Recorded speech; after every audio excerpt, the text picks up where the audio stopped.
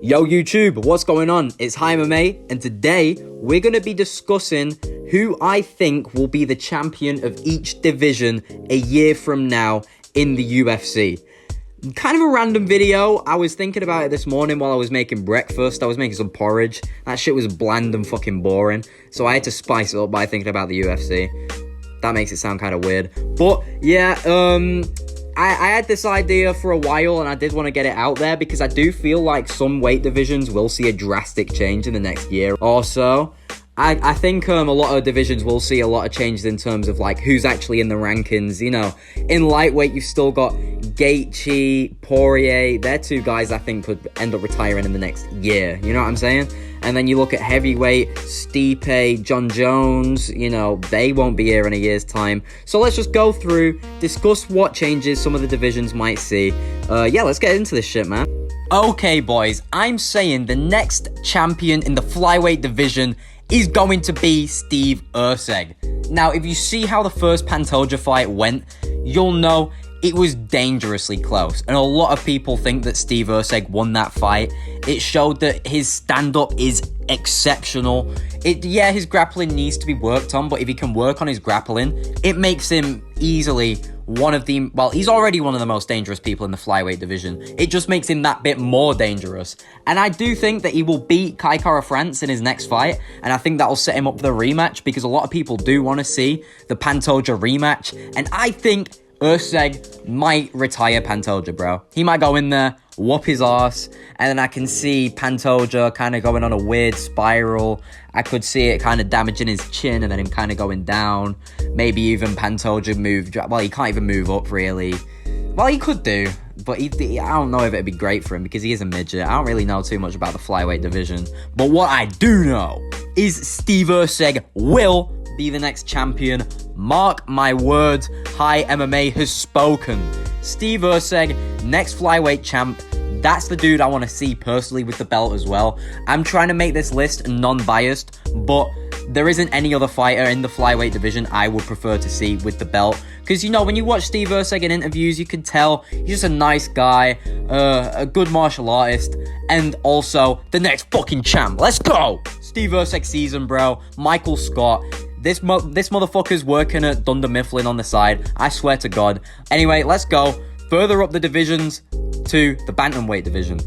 Listen to me, people. No one in the Bantamweight division is beating Sean O'Malley, bro. He's literally top 3 strikers in the UFC right now. I would honestly go as far to say I put him as the second best striker in the UFC behind Pereira. Bro, listen. Merab will not beat him. He's going to go in for some big ridiculous takedown attempt, and Sean O'Malley is going to pull some fucking weird counter shot and knock him out clean. The only person I can see being a real threat to Sean O'Malley in the bantamweight division within the next year is Umar. And don't get me wrong, I could see him going through a couple title defenses in the next year or so. You know, you've got Jose Aldo that they might push up for a title shot. You've got Corey Sandhagen that'll probably get a title shot if he beats Umar. They might give Umar himself a title shot if he beats Corey Sandhagen soon. Someone who a lot of people are sleeping on in the bantamweight division right now is Davidson Figueiredo. He had a sick fight against Cody Garbrandt. Well, I say a sick fight. It wasn't great, but he got the finish, which was good for him. He's fighting Chito Vera soon. Honestly, I've lost a lot of respect for Chito Vera after just how shit he fought in that Sean O'Malley fight. But listen, Sean O'Malley's last fight was one of the best 5-round performances in the UFC's history. Just a total show of just masterclass level striking, bro. Like, it was amazing. I watched that shit live, and I watched the whole fight back straight after, bro. It was that amazing. I don't see anyone beating Sean. Don't get me wrong, Umar could, but I don't think anyone's takedowns are good enough for his takedown defense, and I don't think anyone has anything for him on the feet. But other than Umar, possibly. Not necessarily on the feet, but his grappling might overwhelm Sean. But we'll see how that goes. because Corey Sandhagen and Umar are fighting soon, and Corey's kind of similar frame to Sean, and he's kind of, a striker. Don't get me wrong, he's been mixing it up with grappling in his last few fights, but, got the striking. So we'll see how Umar does against, kind of a long, wiry striker. And if he does terrible, he won't be beating Sean, because Sean is like fucking Corey Sandhagen on steroids, even though he looks like a crackhead. So, yeah, that is my take on the bantamweight division through the next year. Let's move on up to featherweight? Yeah, featherweight. Okay, so in featherweight, it is between these three. I'm not really sure who it's going to be. I can give you who I think it most likely will be. I think it will most likely be Ilia Topuria. Now, I know that if Max Holloway and him fight, a lot more people are going to get behind Max Holloway because everyone hates Ilia Topuria. I personally don't, but people don't like him because he KO'd Volk. Now, a lot of people are completely counting out Volk, and I think it is stupid to do that. Because, yeah, even though he's been KO'd a couple times now, he needs to recover for a while. Say he took a year. Obviously, I know he's probably going to fight before this, but say he took a full year, and then he fought Topuria again. Don't forget, he took the first round off Topuria, and he was reading him, and now he's fought him, he's going to know Topuria's fight style a little better. Don't forget Alex the Great Volkanovski, bro. This guy is fucking smart. If you think that he can't, rewrite his game plan, go in there a little different, and try and systematically piece up fucking Topuria, he can do that. Now, obviously, there is the high chance that Topuria just KOs him again. And, that is what a lot of people would say he'd do to Volk now. To which I say, well, who's saying that he doesn't knock out Holloway? Now, obviously, people are going to say, oh, well, Holloway's never been knocked down, man. Fucking look at what Holloway did to Gaethje, man. Yeah, well, Gaethje isn't Topuria. Gaethje doesn't have that Topuria power. And Gaethje literally knocked down Holloway in that fight. Don't say that he didn't. Topuria has enough power to knock out Holloway, and you know it. So don't protect him from it. But Holloway himself could get that win. I mean, his takedown defense is fucking sick. But, Ilia Topuria has dangerous jiu-jitsu, and he could honestly choke out Holloway if he wanted to. But most likely, the fight will go to a decision. That's how I would see it going. And if it does, I've got Topuria. And I know that's what most UFC fans don't want to hear. That is just how I personally see the division going. But it could be any of these three. There is a storyline for each one of these where they do get back to the belt. But you do have to look at the statistics. Ilia Topuria is the youngest. He's got the most potential out of them. Now, don't get me wrong, you could argue that Holloway is in his prime right now, and in his last fight, he looked the best he ever has, which I agree with that statement, but we've not seen enough of Ilia Topuria to completely count him out, man.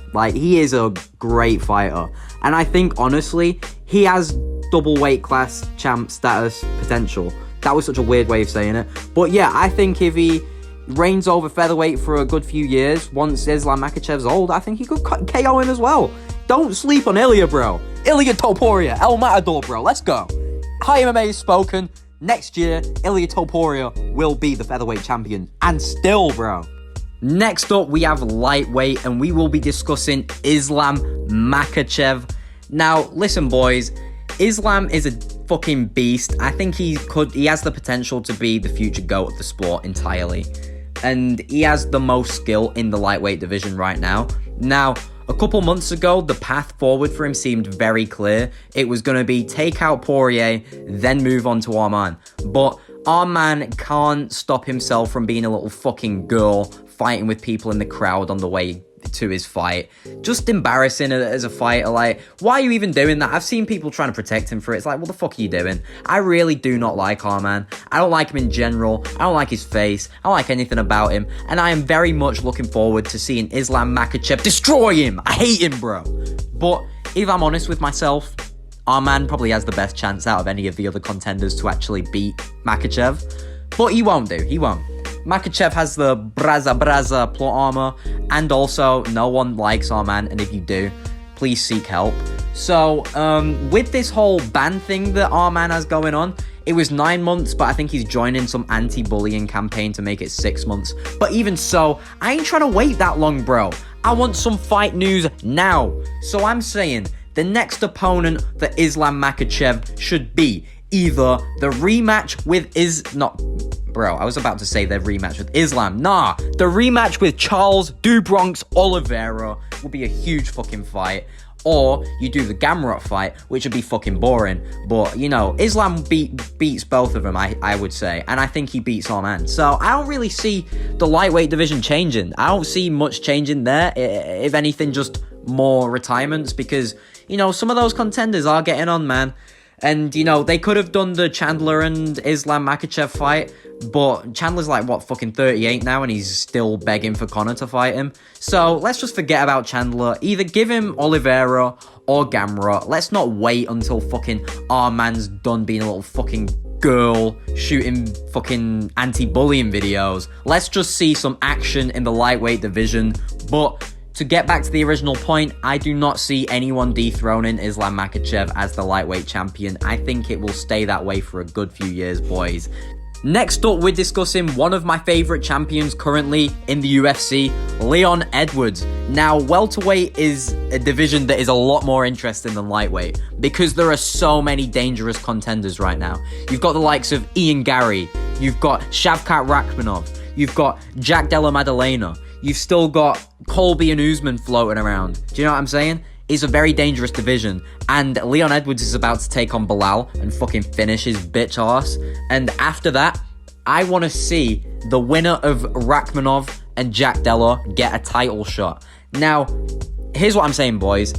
I know you were all on this hype train of, oh my god, Shavkat Rakhmonov, man, he's the nomad. Listen, Jack Della is going to rock this guy's shit, and you're all going to get taught a lesson. Don't just jump on bandwagons. Listen, I know that you all think that Shavkat is untouchable, yeah? Last 3 fights, all submissions. It took him fucking ages to even get Stephen Thompson down. Do you think he's really going to get Leon Edwards down? Who had 3 fucking fights with Kamaru Usman, arguably one of the best wrestlers that the UFC has ever seen? No! And Shavkat's stand-up is overrated as fuck. Leon would piece him up. And I do think that the only threat really right now in the welterweight division, well, no, because you see, all the contenders are threats, but the real threat is Jack Della Maddalena, bro.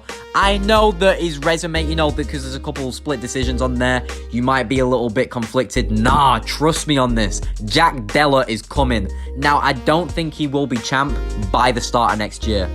I really don't. But I think eventually Jack Della will have that belt. I just don't think he'll be the champion this time next year. But I am very much on that Jack Della Maddalena high right now. I watched that fucking Gilbert Burns fight. I loved what I saw. He's a great fighter. I like his personality. You know, he's there to scrap. He don't give a fuck. And I want to see him eventually with the welterweight belt. Fuck Shavkat. Fuck Ian Gary. It's Jack Della season in about 2 years, I'd say. So yeah, let's move on up to middleweight. Next up, boys, we're discussing the middleweight division. Now, currently at middleweight, Dricus du Plessis is the champion, and very soon, he's going to be taking on my favorite middleweight of all time, Israel Adesanya. Now, I know me saying my favorite is going to make these next couple sentences sound like such biased coke glazing, bro. But just let me speak! Okay, so I've got Izzy knocking out Dricus. Honestly, he'll knock him out. And then after that, it's going to be the Sean Strickland versus Israel Adesanya rematch. And I think they'll do Dricus du Plessis versus Robert Whittaker. And the winner of that fight will get another title shot. But honestly, I think I see Israel Adesanya beating Sean Strickland in the rematch. The reason being is he's one of those fighters where he loves to adapt his game to things. You know, I feel like he will have learned a lot from that 5 rounds with Strickland. Strickland's style doesn't really change depending on who he's fighting. Like, don't get me wrong, neither does Izzy's, but Izzy, I feel like his fight IQ is a lot higher than Strickland's. Now, that sounds kind of stupid to say considering he got schooled by Strickland, but you know, a fight is a fight. Sometimes it just isn't your night. And I'm not trying to make excuses for Izzy because he could get schooled again for all we know. But me personally, I don't think that will happen. I think he'll beat Sean Strickland. And I think this time next year, Israel Adesanya will be the middleweight champ. However, you know, I don't think he'll hold the belt for more than a year. But that is how I see the middleweight division going. I think Izzy keeps that fucking belt, man. Well, takes that belt and then keeps that shit 3 times. Let's go. Izzy season. He's the king. Like, Genghis, trust. But yeah, that's my picks for middleweight. Let's move up to light heavyweight. Okay, so as we already know, the current light heavyweight champion is this absolute Chad you see on screen. Alex Poatan Pereira. Fucking beast. Just knocked out Yuri Prohaska in his last fight. A fucking finish that I predicted perfectly, by the way. But carrying on. Honestly, I don't see him being light heavyweight champion in a year's time. You have to realize he is very, very quickly running out of time in his career. I'm pretty sure he's 37 and he has heavyweight aspirations. I'm saying I don't want him to have another fight at light heavyweight now. Move to heavyweight. Let's do this. Like, because what's next for him in light heavyweight? Ankalaev? Jamal Hill rematch? Yuri Prohaska trilogy after you finished him twice? Who else? Like, there's no other interesting fights, really, I think he's going to move up to heavyweight and he's going to take on what is someone up there. It could be a Tom, it could be a John, it could be fucking Curtis Blades for all we know. But I don't think he will stay at light heavyweight. The person I see becoming light heavyweight champion after Alex Pereira, it is actually Salty Maul Hill. This is who I see being champion in a year's time. Now, hear me out. What I think they're going to do is Alex Pereira is going to vacate the belt, and they're going to match up like Ankalaev and Salty Maul for the vacant belt. And I can see Salty Maul getting that win, but I think Carlos Ulberg, who is currently on the come-up, looking very, very promising, was meant to actually be fighting Jamal. I think they'll rebook that fight, and I think Carlos Ulberg will win, and we will see Carlos Ulberg as the new light heavyweight champion. But kind of similar to the Jack Della point I made, it won't be in a year. It'll be a bit longer than a year. So in a year's time, I see it being Jamal. But longer than that, Carlos Ulberg's got it, my boy. Okay, now on to heavyweight. The current champion is the GOAT, John Bones Jones. Don't ask him what he does with his bones, because he might get arrested. You never know.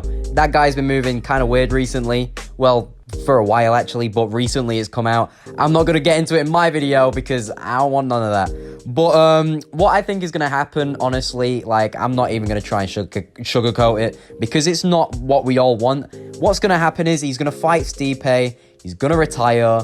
Tom Aspinall will get, like, I'm not sure what the word is they use for it, but he'll get promoted to the real heavyweight champion, even though he already kind of is. I reckon they'll do Pereira versus Tom Aspinall once that happens for the heavyweight belt. And I see Tom Aspinall submitting Pereira, honestly. I think his wrestling is just way too good for Pereira. And I get that Pereira's been improving his ground game, but I think Tom Aspinall would just be too much for him. But yeah, I don't have much more to say about heavyweight other than that. So with that being said, that is the end of today's video, ladies and gentlemen. I hope you enjoyed it. It took fucking ages to make. I am currently very, very hungry and I want to go to sleep. This has taken so long to edit, but thank you very much for watching. And you know what I'm gonna say. You don't have to like, you don't have to subscribe. Do what the fuck you want, man. But have a nice night and I'll catch you all later. Peace.